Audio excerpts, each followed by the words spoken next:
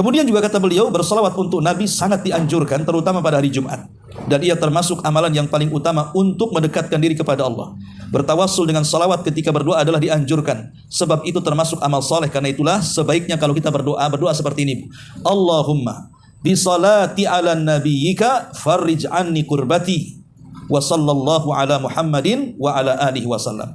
Ya Allah, dengan salawatku untuk nabimu, hilangkanlah dariku kesusahanku. Semoga Allah melimpahkan berkah dan keselamatan untuk Muhammad dan keluarganya. Berdoa seperti ini, Bu. Jadi kalau ibu ada masalah, gitu kan, dirundung masalah, namanya masalah hidup itu kan macam-macam. Ada masalah keluarga, ada masalah ekonomi, ada masalah kesehatan, ada masalah dengan ucapan, dan macam-macam masalah itu kan. Lah kalau kita ingin supaya masalah-masalah yang demikian rumit ranconya dan kita susah keluar dari masalah itu, maka cobalah kita ini bertawasul dengan amal soleh. Lah salah satu tawasul dengan amal soleh adalah bertawasul dengan salawat.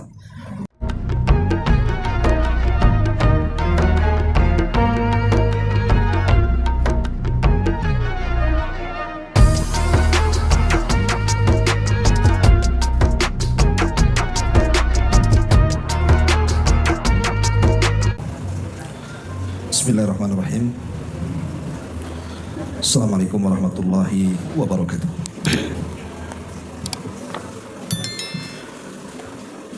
Alhamdulillah, wassalatu wassalamu ala rasulillah wa ala alihi wa sahbihi wa mawalah wa la hawla wa la quwata illa billahi wa ba'du. Alhamdulillah, di sore hari ini kembali kita bisa duduk untuk bertolabul ilmi di Kopi Joni ini. Salawat dan juga salam kita hadiahkan kepada Rasul kita Nabi besar Muhammad sallallahu alaihi wa ala alihi wasallam.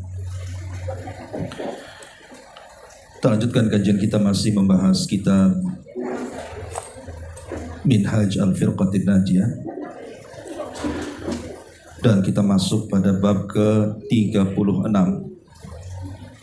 halaman ke-167 tentang keutamaan membaca salawat untuk Nabi kita Muhammad sallallahu alaihi wasallam. Tentu pembahasan ini sangat penting sekali karena berkaitan dengan persaksian kita terhadap Rasul kita, Nabi kita, uswah kita, qudwah kita semuanya, Muhammad sallallahu alaihi wasallam, yang merupakan Nabi akhiruz zaman, yang Allah subhanahu wa ta'ala utus sebagai rahmatan lil alamin. Tidak memperpanjang mukaddimah, di sini beliau pengarang menyebutkan beberapa dalil dari Al-Quran dan Sunnah Nabi Sallallahu Alaihi Wasallam, diantaranya surah Al-Ahzab ayat 56. Allah Subhanahu Wa Taala berfirman, Innallaha wa malaikatahu yusalluna 'alan nabi.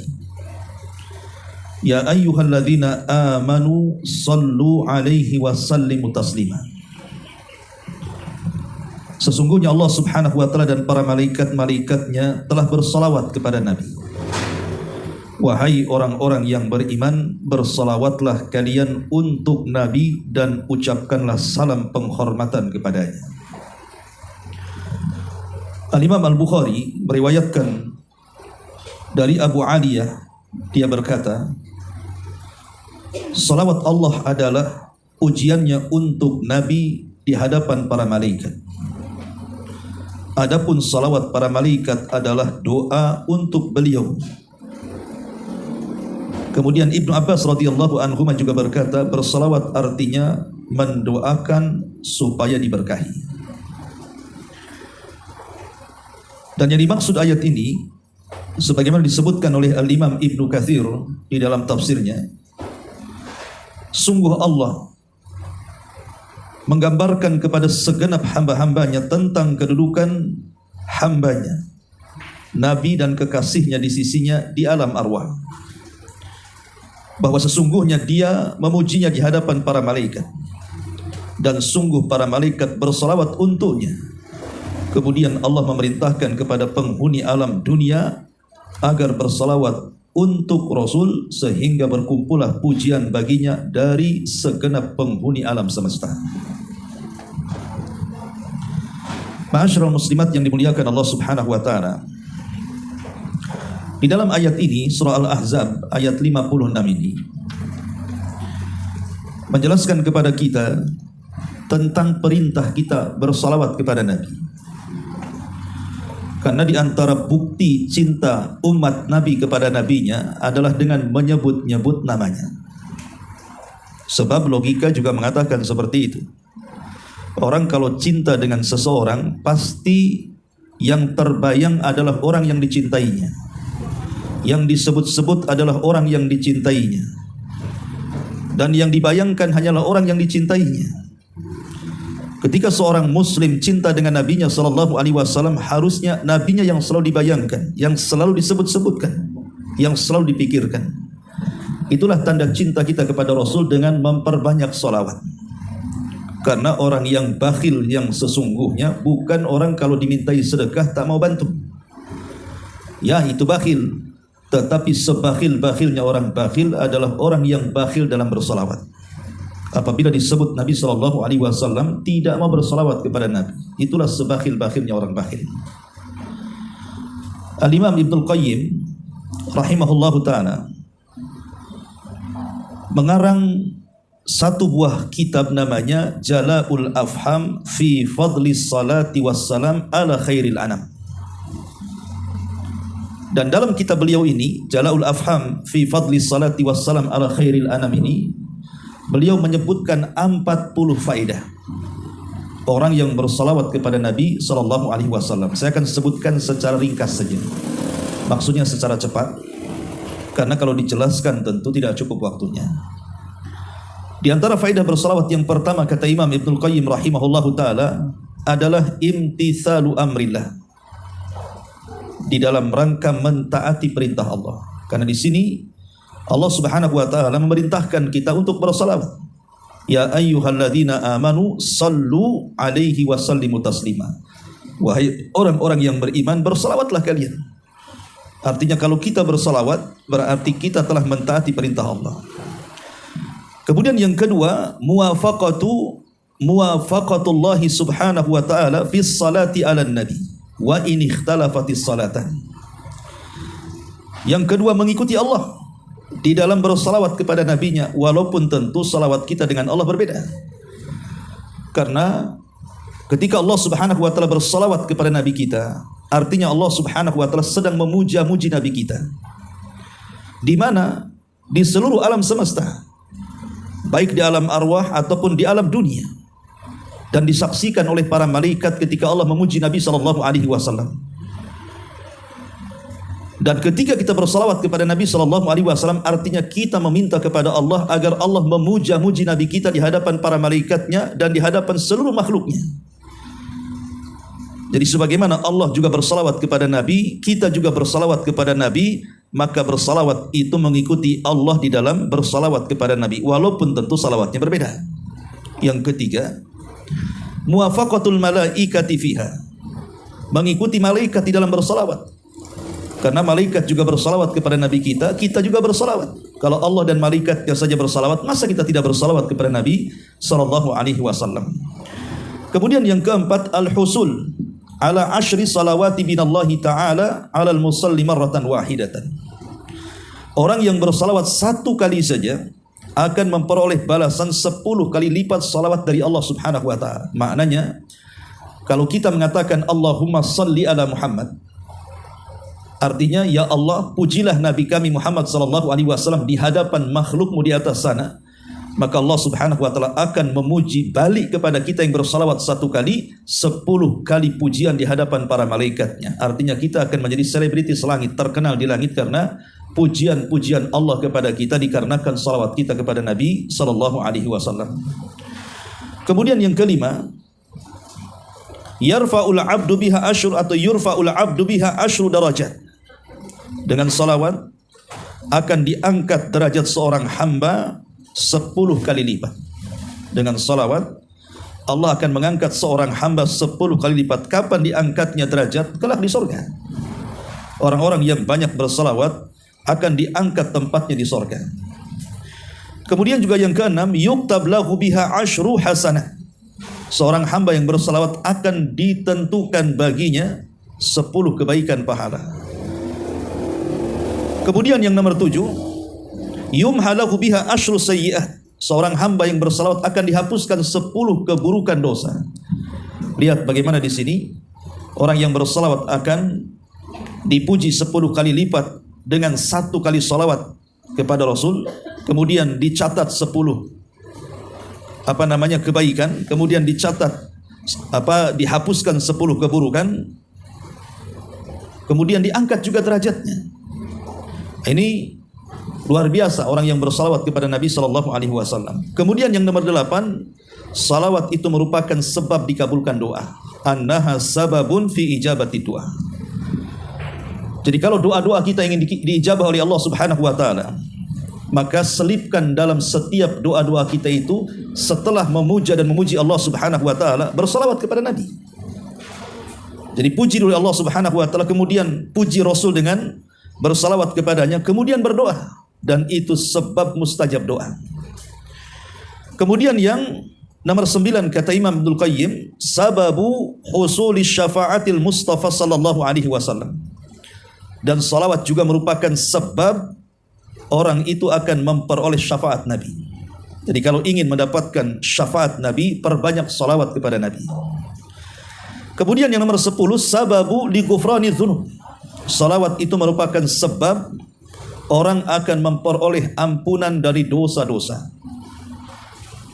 Terkadang kita ini setiap hari banyak melakukan dosa. Entah mata kita, telinga kita, lisan kita, badan kita, dan kita malas untuk bertobat kepada Allah Azza wa Jalla. Maka dengan cara banyak bersalawat kepada Rasul, maka itu merupakan sebab ampunan dari dosa. Kemudian yang nomor 11, sababun likifayatillahi subhanahu wa ta'ala al-abda ma'ahammahu. Salawat merupakan sebab Allah mencukupi apa yang dibutuhkannya. Jadi salawat itu adalah menjadikan sebab bagi seorang hamba yang sedang bingung, yang sedang stres karena sebuah persoalan, maka dengan memperbanyak salawat akan dicukupkan apa yang dimaukannya. Makanya dahulu ada seorang sahabat namanya Ubay ibn Ka'ab radhiyallahu anhu. Ubay ibn Ka'ab radhiyallahu anhu. Jadi Ubay ibn Ka'ab ini datang kepada Nabi sallallahu alaihi wasallam. Kemudian bertanya, "Ya Rasulullah, inni uksiru salata alaika, fakam aj'alu laka min salati." Kata Ubay ibn Ka'ab, "Wahai Rasul, saya ingin memperbanyak salawat untukmu. Kira-kira berapa banyak aku harus bersalawat untukmu dari doa-doaku?" Maka Rasulullah SAW mengatakan, "Ma syi'ta, terserah engkau wahai Ubay." Qala, maka aku katakan, "Qultu ar-rubu'." Kata Ubay, "Bagaimana kalau 1/4 dari doaku aku gunakan untuk bersalawat kepadamu?" Qala, maka Rasul mengatakan, "Ma syi'ta, terserah engkau, fa in zitta fa huwa khairun laka." Terserah engkau wahai Ubay, kalau engkau mau nambah lagi itu lebih baik bagimu. Maka Ubay bin Ka'ab mengatakan, "An-nisfu, bagaimana kalau separuh doaku kugunakan untuk salawat kepadamu wahai Rasul?" Qala, maka Rasul mengatakan, "Ma syi'ta fa in zitta fa huwa khairun laka." Terserah engkau wahai Ubay, kalau engkau mau menambahnya itu lebih baik bagimu.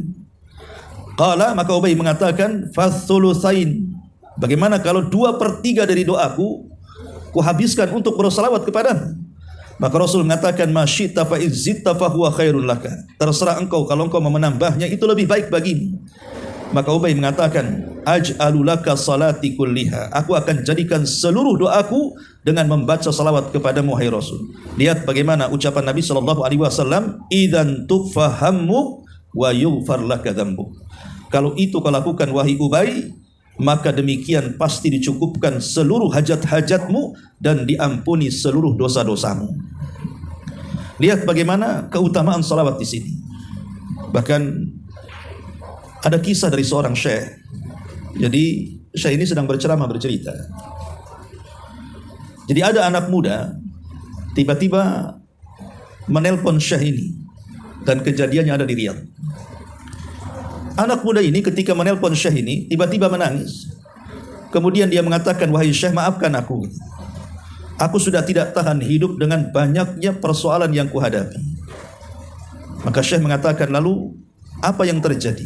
Maka anak muda ini mengatakan, pokoknya aku tidak bisa menceritakannya.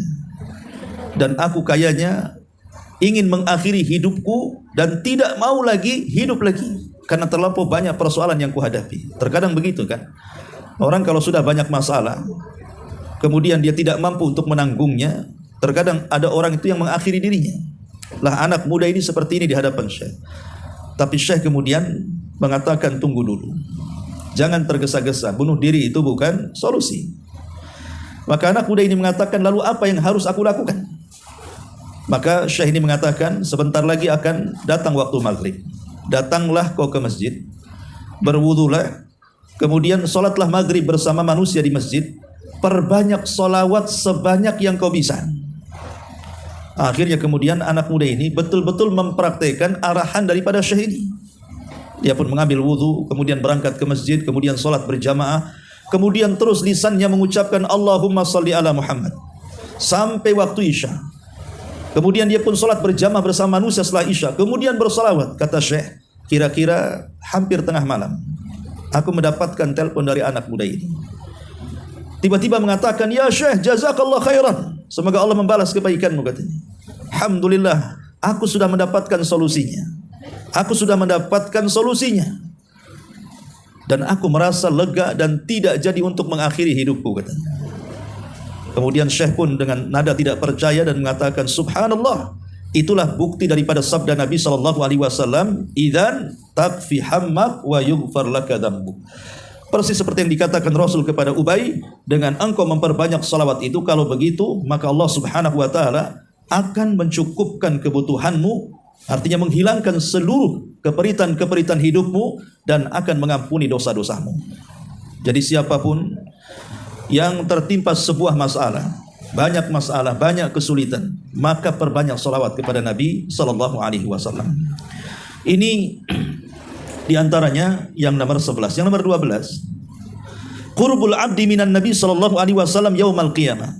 Kata Imam Ibnul Qayyim rahimahullahu taala, bersalawat akan mendekatkan seorang hamba kepada nabinya pada hari kiamat. Karena Nabi sallallahu alaihi wasallam yang mengatakan, orang yang paling dekat majelisnya denganku adalah orang yang memperbanyak salawat kepadaku. Kemudian juga yang nomor 13, qiyamus salati maqamas sadaqati lidil usra. Kedudukan salawat itu seperti kedudukan sedekah saat sulit. Orang yang bersedekah saat kesulitan, maka Allah Subhanahu wa taala akan meluaskan rizkinya. Allah mengatakan, fa in qudira alaihi rizquhu falyunfiq. Allah mengatakan, kalau seandainya disempitkan rizkimu, maka bersedekahlah. Kalau seandainya disempitkan rizkimu, kata Allah, bersedekahlah. Karena dengan sedekah itu bisa melapangkan rizki seseorang. Lah kedudukan salawat itu sama dengan orang yang bersedekah di waktu sulit. Maka akan bisa mengembangkan usaha, memudahkan rizki, memudahkan usahanya, dan begitu seterusnya. Bagi orang yang terus bersalawat kepada Nabi sallallahu alaihi wasallam. Kemudian yang ke-14, sababu liqada'il hawaij. Sababun liqada'il hawaij. Bersalawat itu merupakan sebab terpenuhinya segala kebutuhan hamba. Kemudian yang nomor 15, sababun li salatillahi wa malaikatihi alaihi. Orang yang bersalawat akan menyebabkan para malaikat, bahkan Allah Subhanahu wa taala juga bersalawat kepadanya. Jadi kalau kita bersalawat kepada Nabi, Allah dan malaikat juga bersalawat kepada kita. Kemudian yang nomor 16, sababu zakatil musalli wa taharatilahu. Merupakan sebab dibersihkan dan disucikan bagi orang yang suka bersalawat. Jadi orang yang bersalawat itu hatinya akan bersih, hatinya akan jernih, dan kejernihan hati dan kebersihan hati itu membuat lapang hati, dan kelapangan hati itu membuat semuanya tenang, semuanya senang dan bahagia. Karena kebahagiaan itu ada di lapang dada. Orang kalau dadanya lapang bahagia, tapi kalau orang yang sempit dadanya pasti tidak akan bahagia. Maka orang yang bersalawat itu akan melapangkan dada karena akan membersihkan dadanya. Kemudian juga yang nomor 17, sababu tabsyiril abdi bil jannati qabla mautihi. Bersalawat itu merupakan sebab seorang hamba diberi kabar gembira dengan surga sebelum wafatnya. Jadi orang-orang yang banyak bersalawat dan dia istiqamah dengan salawatnya, maka saat kematiannya akan datang para malaikat dan mengatakan, alla takhafu wa la tahzanu wa abshiru bil jannati allati kuntum tu'adun. Jangan takut, jangan sedih, karena Allah telah menghadiahkan surga untukmu. Kemudian juga yang nomor 18, kata Imam Ibnul Qayyim, sababun najati min ahwali yaumal qiyamah. Orang yang bersalawat akan menjadikan sebab diselamatkannya dia dari prahara hari kiamat, dari kengerian hari kiamat. Kemudian juga yang nomor 19, sababu tadzakkur al-abdi manasya. Bisa merupakan sebab ingatnya seorang hamba terhadap apa yang ia lupakan. Jadi orang yang banyak bersalawat itu tidak mudah pikun. Orang yang bersalawat itu tidak mudah lupa, ya. Kemudian juga yang nomor 20, sababu raddis salamin Nabi sallallahu alaihi wasallam 'alal musalli, merupakan sebab orang yang mengucapkan salawat dan juga salam akan memperoleh balasan langsung yang sama dari Nabi sallallahu alaihi wasallam. Bahkan kalau kita bersalawat kepada Rasul, maka ruh Nabi sallallahu alaihi wasallam akan pulang ke jasadnya kemudian menjawab salam kita. Dan kalau sudah menjawab salam kita, maka dia akan kembali ruhnya ke tempat yang Allah Subhanahu wa taala telah sediakan, tempat yang sangat mulia. Dan itu merupakan keagungan. Bayangkan Rasulullah SAW yang berpisah antara jasad dan ruhnya. Kalau kita bersalawat, dia datang ruhnya ke dalam jasadnya kemudian menjawab salat kita. Kemudian yang nomor 21, sababu tibil majlisi fala ya'udu hasratan ala ahlihi yaumal qiyamah. Merupakan sebab diperolehnya tempat berkumpul yang baik di hari kiamat yang tidak ada penyesalan kembali kepada mereka. Jadi kalau kita sedang bermajlis kayak sekarang di majelis ilmu atau majelis apa sajalah, ya mungkin ibu sedang kumpul-kumpul berdua bertiga di warung atau di rumah siapa gitu kan, maka kalau sudah berkumpul entah dalam rangka apa gitu kan, jangan lupakan salawat. Jangan lupakan salawat di situ, karena seburuk-buruk majelis itu adalah majelis yang tidak disalawati di situ. Tapi sebaik-baiknya majelis yang tidak akan ada penyesalan pada hari kiamat adalah majelis yang dibacakan salawat di situ. Maka jangan bakhil bersalawat. Kemudian yang nomor 22, sababu nafil faqri. Salawat itu merupakan sebab hilangnya kefakiran. Hilangnya kefakiran. Makanya ada seorang, saya juga bercerita, ada seseorang pengusaha, pasti ceritanya di Riyadh juga. Tapi dia asalnya orang Mesir. Jadi orang Mesir tinggal di Riyadh, di Arab Saudi. Ya. Dan dia sudah memiliki iqamah di sana. Dan sudah lama berada di Saudi. Jadi satu hari usahanya kemalangan, sehingga mengalami kebangkrutan yang luar biasa. Dan susah untuk bangkit. Akhirnya dia datang kepada sang syekh bertanya, apakah dia disihir orang, ataukah dia diganggu orang, dihasadi orang, macam-macam pertanyaannya. Maka syekh hanya menasihati dia untuk memperbanyak salawat. Akhirnya dia pun coba mengamalkan salawat ini. Tentu tidak boleh dalam pengamalan itu coba-coba. Kita coba, bukan begitu. Ya, mengamalkan ajaran Nabi SAW harus ada keyakinan, karena Rasul SAW itu tidak pernah mengucap kecuali dengan wahyu, bukan hawa nafsu. Maka kalau mengamalkan sesuatu jangan dicoba-coba, tetapi harus diamalkan penuh dengan keyakinan dan mencontoh Nabi SAW. Jadi bapak dari Mesir ini berusaha untuk mengamalkan apa yang difatwakan oleh syekhnya tadi. Terus bersalawat sampai 40 hari dia bersalawat itu. Pokoknya selama lidahnya tidak capek, maka dia terus bersalawat. Kecuali kalau lidahnya capek atau mungkin tidur gitu ya, maka dia berhenti salawat. Tapi kalau dia terjaga, dia terus bersalawat. Belum sampai 40 hari, tiba-tiba Allah Subhanahu wa taala kembalikan lagi usahanya. Ada orang yang datang memberikan modal, kemudian bangkit lagi usahanya. Itu kan semua karena izin Allah Subhanahu wa taala. Baik, kemudian juga ini yang kedua-dua. Yang 23, sababu nafil bukhli anil abdi. Bersalawat itu menyebabkan hilangnya kebakhilan bagi seorang hamba. Karena saya katakan tadi bahwa orang yang bakhil itu hakikatnya adalah orang yang bakhil bersalawat kepada Nabi sallallahu alaihi wasallam. Kemudian yang nomor 25, sababu tariqil jannah li'annaha tarmi bi sahibiha ala tariqil jannah. Merupakan sebab jalan ke surga, karena salawat ini akan mendorong pelakunya ke dalam surga. Dan ini sebuah nikmat, ya, bahwa Allah Subhanahu wa taala memberikan jalan mudah kepada kita ke dalam surganya dengan salah satunya banyak bersalawat kepada Nabi sallallahu alaihi wasallam. Kemudian yang nomor 26, An-najatu min natanil majlis alladzi la yudhkar fihi Allah wa rasuluhu sallallahu alaihi wasallam. Selamat dari busuknya sebuah majlis. Buruknya sebuah majlis yang tidak disebut nama Allah di dalamnya dan tidak pula disebut nama Rasulullah sallallahu alaihi wasallam. Kemudian yang nomor 27, sababu tamamil kalami fil khutabi wa ghairiha. Merupakan sebab sempurnanya satu ucapan baik di saat khutbah atau yang lainnya. Mungkin sedang berpidato atau menyampaikan sebuah visi misi atau sedang menyebutkan prakata gitu ya ketika dalam acara-acara tertentu. Maka kalau orang bersalawat itu merupakan kesempurnaan sebuah ucapan.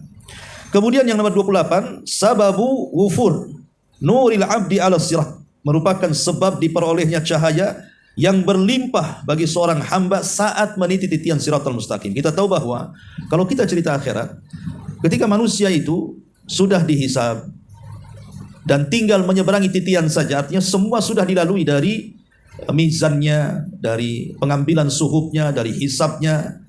Kemudian manusia sudah dihadapkan dengan titian. Disitulah Allah akan gelapkan segelap-gelapnya. Dan Allah akan berikan cahaya masing-masing sesuai dengan kadar iman dan amalnya. Lah orang yang banyak bersalawat akan dilimpahkan cahayanya. Kita kalau berjalan di tengah malam, kalau terang benerang, maka kita bisa memilih jalan. Kita akan tenang, tidak takut nabrak sana nabrak sini, nginjak lubang, nginjak hal-hal yang membahayakan. Tapi kalau gelap nggak dapat cahaya atau mungkin remang-remang, mikir kita mau jalan. Nanti apapun yang ditabrak dia. Lah di sini orang-orang yang bersalawat kepada Nabi SAW, kata Imam Ibnul Qayyim, merupakan sebab diperolehnya cahaya yang berlimpah bagi seorang hamba taat saat berada di titian sirat. Kemudian yang nomor 29, sababu khurujil abdi minal jafa. Merupakan sebab tersingkirnya antipati pada seorang hamba. Maksudnya seorang hamba kalau banyak bersalawat itu akan lembut hatinya. Seorang hamba yang bersalawat itu tidak akan mudah marah, mudah emosi gitu ya. Tidak keras dengan orang, diberikan kelembutan sehingga mudah bermuamalah dengan manusia. Kemudian yang nomor 30, sababu li ibqaillahi ta'ala ats-tsana al-hasan lil musalli alaihi baina ahli samai wal ardh. Merupakan sebab langgengnya sanjungan yang baik bagi orang yang bersalawat kepada Nabi di antara penghuni langit dan bumi. Artinya nama kita akan disebut-sebut semua makhluk. Karena pujian Allah kepada kita. Malaikat akan menyanjung kita. Kemudian makhluk Allah yang lainnya juga akan menyanjung kita. Dan kita akan menjadi selebritis di alam semesta. Kemudian juga yang nomor 31, sababul barakati alal musalli. Sebab keberkahan bagi orang yang bersalawat. Hidupnya akan berkah.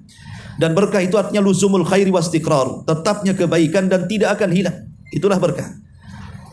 Rumah kalau diberkahi maka akan dapat ketenangan. Rumah yang tidak diberkahi maka tidak akan dapat ketenangan. Maka orang yang bersalawat kepada Rasul maka akan turun berkah kepada kehidupannya. Berkah anaknya, berkah keluarganya, berkah usahanya dan berkah-berkah yang lainnya. Kemudian nomor 32, sababu naili rahmatillahi azza wajal. Orang yang bersalawat itu sebab diperoleh rahmat Allah Subhanahu wa taala. Dan kita tahu kita berhajat kepada rahmat karena orang masuk surga juga bukan karena amalannya tapi karena rahmat Allah Subhanahu wa taala. Kemudian yang nomor 33, sababu dawami mahabbati Rasulillah sallallahu alaihi wasallam, sebab langgengnya kecintaan Rasul kepada kita. Walaupun Rasul sudah meninggalkan kita, sudah meninggal 14 abad yang silam, tapi dengan banyaknya menyebut nama Nabi sallallahu alaihi wasallam, maka Rasul akan cinta dengan kita. Kapan itu? Kelak kalau kita berjumpa dengan beliau setelah kematian kita. Kemudian juga yang nomor 35, sababu hidayatil abdi wa hayati qalbihi. Sebab diperolehnya hidayah bagi seorang hamba dan kehidupan bagi hatinya. Jadi orang yang banyak bersalawat itu hatinya mudah menerima kebenaran. Hatinya mudah menerima nasihat sehingga dia bisa berjalan di jalan yang benar. Senantiasa dibimbing, dituntun ke jalan yang hak. Kemudian yang nomor 36, sababu irdi ismil musalli ala Nabi sallallahu alaihi wasallam, sebab kehormatan bagi nama orang yang bersalawat kepada Nabi. Kita akan dapat kehormatan di sisi Allah dan juga di sisi Rasulnya. Kemudian 37, sababu tathbitil qadami ala sirat, sebab dikokohkan pijakan kita di atas titian. Tidak mudah tumbang, tidak mudah jatuh karena di bawah titian itu jahanam masalahnya. Dan titian itu tidak sebagaimana yang kita bayangkan. Jembatan di akhirat itu bukan kayak jembatan barelang. Jembatan di akhirat itu lebih halus dibandingkan rambut, lebih tajam dibandingkan pedang, bahkan dia bergoyang-goyang dan tidak tetap gitu ya. dan ada kalalib, ada pengait-pengait yang sekali-kali bisa saja menyambar kita.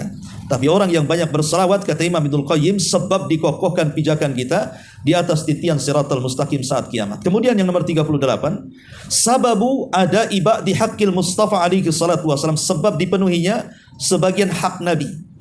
Karena Nabi itu kan menuntut hak kepada umatnya. Salah satu tuntutan Nabi adalah dengan memperbanyak salawat kepadanya. Kemudian yang nomor 39, annaha mutadhamminatun li dzikrillahi wa syukrihi ta'ala, bahwa dalam salawat itu mengandung zikir dan syukur kepada Allah Subhanahu wa taala. Selain berzikir dan juga bersyukur kepada Allah Subhanahu wa taala bahwa Allah sudah mengutus kepada kita seorang nabi pembawa hidayah dan rahmat yang menunjukkan jalan kita ke surga.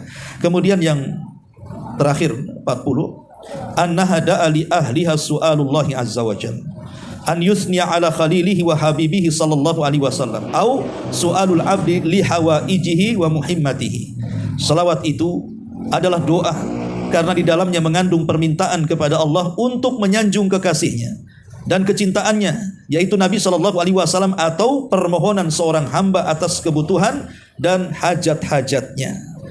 Artinya salawat itu doa, ya, mengandung doa permintaan kepada Allah untuk menyanjung kekasihnya, seperti yang dikatakan di sini pengarang kitab ini, bahwa ketika Allah mengatakan ya ayyuhalladzina amanu sallu alaihi wa sallimu taslima, kata Imam Ibnu Katsir bahwa makna bersalawat itu hakikatnya kita sedang menyanjung Nabi kita agar Allah memuji-mujinya di hadapan makhluk yang ada di atas sana. Dan dengan itu juga hajat-hajat dan kebutuhan kita akan dipenuhi oleh Allah Subhanahu wa taala. Al-jaza min jinsil amal, bahwa balasan itu disesuaikan dengan amalan kita. Ketika kita banyak bersalawat, maka hajat-hajat kita akan dipenuhi Allah Subhanahu wa taala. Inilah 40 faedah bersalawat berdasarkan perkataan Al-Imam Ibnul Qayyim rahimahullahu taala yang saya ringkas dalam kitabnya Jala'ul Afham fi fadli salati wassalam ala khairil anam. Baik, kita perhatikan di sini kitabnya. Ya. Setelah kita tahu bagaimana keutamaan yang luar biasa dari salawat ini, di sini beliau mengatakan, pertama, kandungan ayat surah Al-Ahzab tadi, Allah memerintahkan kita agar mendoakan dan bersalawat untuk Rasulullah, bukan sebaliknya, memohon kepada beliau sebagai sesembahan selain daripada Allah, atau membaca Al-Fatihah untuk beliau sebagaimana yang dilakukan oleh banyak manusia.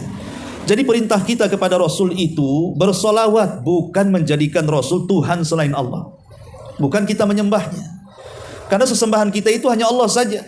Dialah zat yang esa semata. Qul huwallahu ahad. Bukan kita sembah Nabi itu. Dia Nabi, dia bukan Tuhan. Jadi tidak perlu kita meminta kepada Nabi, sebagaimana yang ma'ruf dilakukan orang awam kalau datang ke Madinah. Kadang-kadang kemudian masuk ke makam Nabi SAW. Terkadang ada sebagian mereka yang mengusap-ngusap kuburannya, meminta-minta hajatnya.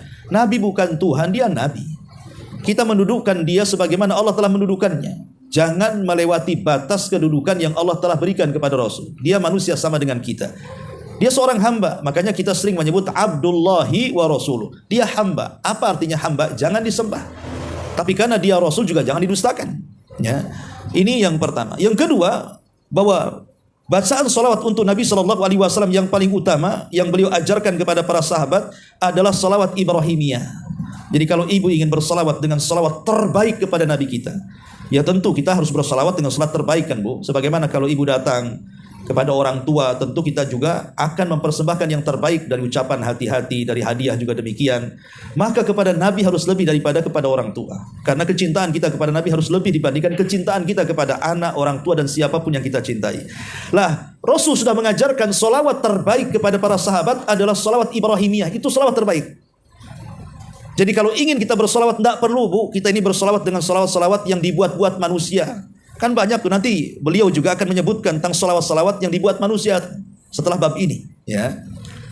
Jadi kita ini ikut aja lah. Rasul SAW mengajarkan kalau ingin bersalawat terbaik bacalah ini sudah baca ini saja. Ngapain pula kemudian mencari-cari bacaan lain? Rasul sudah mengatakan ini salawat terbaik kepada para sahabatnya. Kata Nabi SAW, Qulu Allahumma salli ala Muhammad wa ala ali Muhammad kama sallaita ala Ibrahim wa ala ali Ibrahim innaka Hamidum Majid. Allahumma barik ala Muhammad wa ala ali Muhammad kama barakta ala ali Ibrahim wa ala ali Ibrahim innaka Hamidum Majid. Ini namanya salawat Ibrahimiyah namanya. Inilah lafaz salawat terbaik dari seluruh salawat yang ada, ya. Kemudian yang ketiga, salawat di atas juga adalah salawat-salawat lain yang di dalam kitab-kitab hadis dan fikih terpercaya tidak ada menyebutkan kata-kata sayyidina. Maksudnya begini Bu, di dalam salat, ya, di dalam sholat sebaiknya kita ini jangan menambah lafaz dari yang diajarkan Nabi. Jangan pernah menambah lafaz dari yang diajarkan Nabi. Memang Rasul pernah mengatakan, ana sayyidu waladi bani Adam. Saya ini pemimpin seluruh anak Adam pada hari kiamat, wala fakhr, dan saya tidak sombong. Rasul mengatakan ana sayyid. Tetapi ketika Nabi SAW mengajarkan sholat kepada para sahabat, tidak ada tambahan sayyid di situ. Tidak dikatakan Allahumma sholli ala sayyidina, enggak ada. Maka sebaiknya lafaz salawat Ibrahimiyah yang kita baca dalam salat itu cukupkan dengan lafaz yang diajarkan. Enggak usah ditambah ataupun dikurang. Kata Abdullah bin Mas'ud radhiyallahu an, ittabi'u wala tabtadi'u, cukup ikuti yang ada, jangan mengikuti yang tidak ada. Ya, itu sudah cukup dalam beragama. Kata Ibnu Mas'ud radhiyallahu an. Adapun di luar daripada salat silahkan. Kalau di luar salat loh ya, kita mau bersalawat pakai sayyidina yang enggak ada masalah. Karena di luar salat itu tidak ada perintah, lafadznya harus sebagaimana perintah Rasul ketika melafadzkan dalam salat. Ini kan khusus dalam salat, jangan menambah sayyidina. Tapi di luar salat tidak ada masalah. Saya katakan Allahumma sholli ala sayyidina Muhammad, tidak ada masalah. Karena itu bagian daripada pujian. Karena sifat salat itu tauqifiyah, terima jadi. Kalau salat itu kan tauqifiyah, terima jadi. Di mana seluruh lafaz-lafaz yang kita lafadzkan dalam salat itu diajarkan semuanya, dari takbirnya, bacaan takbirnya, dari ruku, bacaan rukunya, dari tasyahud, bacaan tasyahudnya, termasuk juga bacaan salawatnya itu sifatnya tauqifiyah, terima jadi. Kiriman langsung, tidak boleh ditambah, tidak boleh dikurang. Tapi kalau di luar salat ya tidak ada masalah insyaallah. Kemudian yang nomor 4 di sini, Nabi SAW bersabda, "Idza sami'tumul muadzin faqulu mithla ma yaqul, thumma sallu alayya, fa inna man shalla alayya salatan sallallahu alaihi biha 'ashran, thumma sallallahu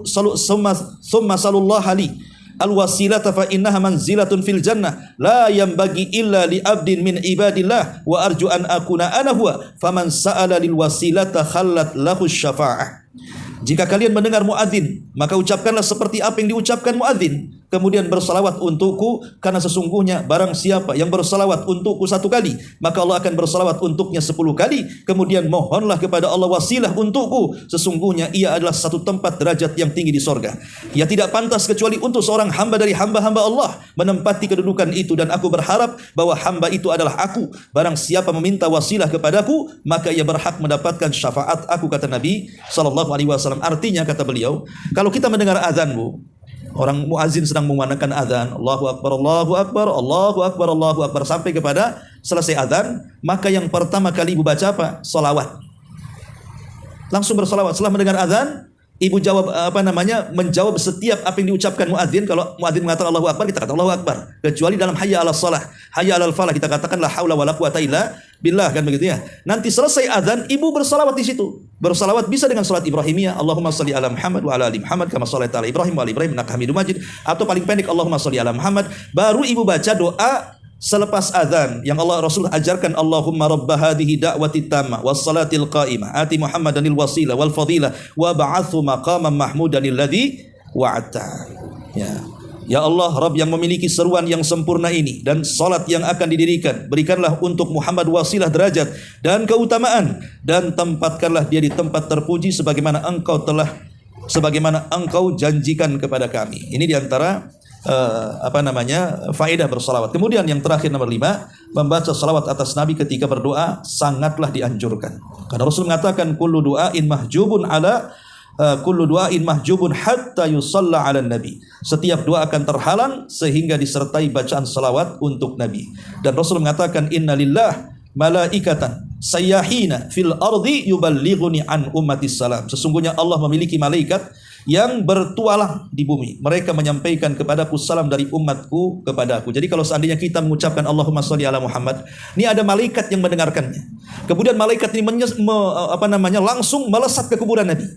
Kemudian memberitahu, wahai Nabi, ya, bahwa si fulan bersalawat kepadamu. Bayangkan sampai Allah ciptakan satu malaikat yang tugasnya hanya mencari orang yang bersalawat. Jadi siapa yang ada orang bersalawat satu dunia itu banyak kan. Tapi Allah juga banyak para malaikatnya. Malaikat itu lebih banyak jumlahnya dibandingkan kita. Jadi ada malaikat-malaikat itu yang tugasnya hanya mencari orang yang bersalawat saja. Kalau ada orang bersalawat, langsung dia melesat ke kuburan Nabi, dan ruhnya Nabi akan kembali ke kuburannya. Kemudian malaikat akan mengatakan, wahai Nabi, si fulan bersalawat kepadamu. Maka Rasul akan menjawab salawat kita, sallallahu alaihi wa ala alihi wasallam. Ya. Kemudian juga kata beliau, bersalawat untuk Nabi sangat dianjurkan, terutama pada hari Jumat.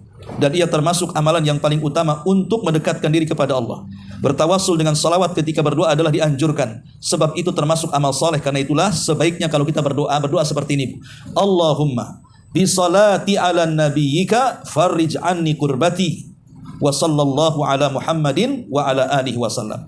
Ya Allah, dengan salawatku untuk nabimu, hilangkanlah dariku kesusahanku. Semoga Allah melimpahkan berkah dan keselamatan untuk Muhammad dan keluarganya. Berdoa seperti ini. Jadi kalau ibu ada masalah gitu kan, dirundung masalah, namanya masalah hidup itu kan macam-macam. Ada masalah keluarga, ada masalah ekonomi, ada masalah kesehatan, ada masalah dengan ucapan, dan macam-macam masalah itu kan. Lah kalau kita ingin supaya masalah-masalah yang demikian rumit ranconya dan kita susah keluar dari masalah itu, maka cobalah kita ini bertawassul dengan amal soleh. Lah salah satu tawassul dengan amal soleh adalah bertawassul dengan salawat, dengan cara mengatakan Allahumma bisalati ala nabi farrij anni kurbati. Ya Allah, dengan salawatku untuk nabimu, sekarang saya lagi susah, lagi sulit, tolong angkat kesusahanku dan kesulitanku. Wa sallallahu ala Muhammad wa ala alihi wasallam. Semoga salawat dan juga keselamatan hanya untuk Nabi dan keluarganya. Kalau kita tidak bisa bahasa Arabnya, ya bahasa Indonesianya saja kan itu. Ya Allah, dengan salawat yang saya ucapkan ini, ya sebelumnya ibu bersalawat dulu, salat Ibrahimiyah. Allahumma sholli ala Muhammad wa ala ali Muhammad kama shallaita ala Ibrahim wa ala ali Ibrahim innaka Hamidum Majid. Allahumma barik ala Muhammad kama barakta ala Ibrahim wa ala Ibrahim innaka Hamidum Majid. Baru ibu mengatakan seperti ini: ya Allah, dengan salawatku untuk nabimu ini, saya lagi sulit, lagi ada masalah, tolong angkat masalahku. Begitu. Kalau tidak bisa bahasa Arabnya, ya pakai bahasa Indonesia. Insyaallah Allah tahu permintaan kita. Itulah namanya tawassul dengan amal saleh. Ya, wallahu a'lam. Baik, sampai di sini pembahasan. Sebelum saya tutup, kalau ada yang bertanya silakan.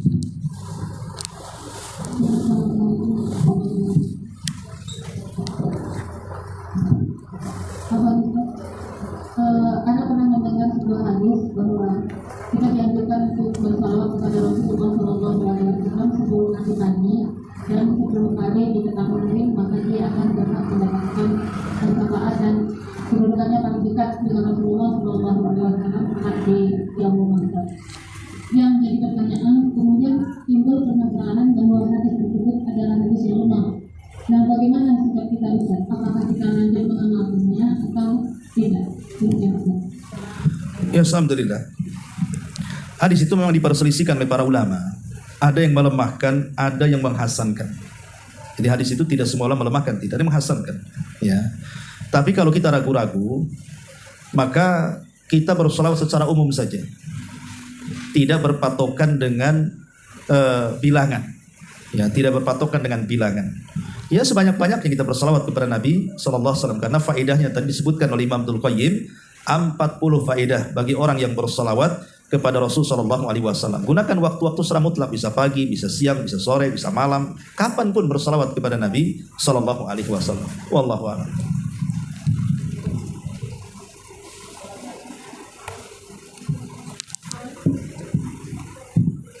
Ya, saya kira sampai di sini. Mudah-mudahan ada manfaatnya. Subhanahu wa bihamdika asyhadu an la ilaha illa anta astaghfiruka wa atubu ilaik. Allahu ta'ala alam. Assalamualaikum warahmatullahi